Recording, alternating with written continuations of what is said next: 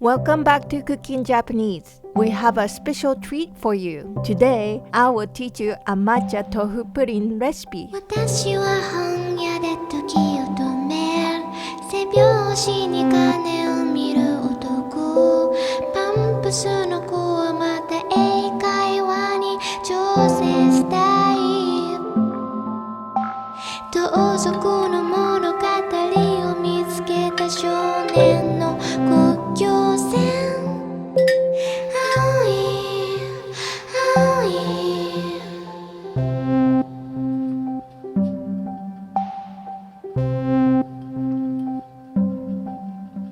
金で彼女を買う彼が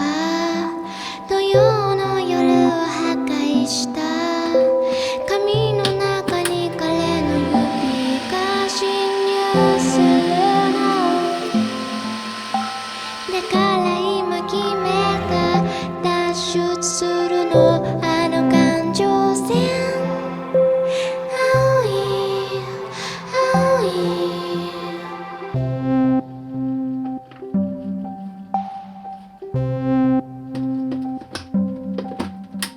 募金箱を持った背の低い子背中を映すショーウィンドウ秋の流行りを見捨てる喫茶ランブルで煙の中から姿を見せるのは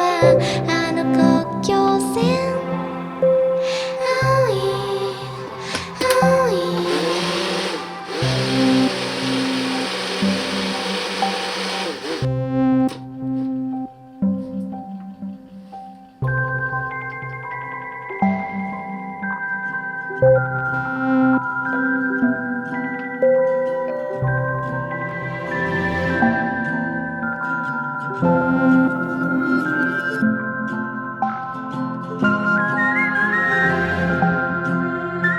金の石ころを掘る少年足の血が溢れ水に溶ける腹を立てたらどうなるあの怖い兵隊さんは宝石の光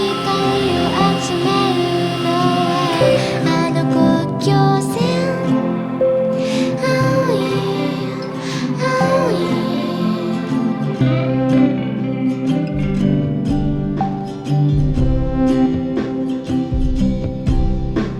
私は本屋で時を止める背拍子に鐘を見る男Oishi-So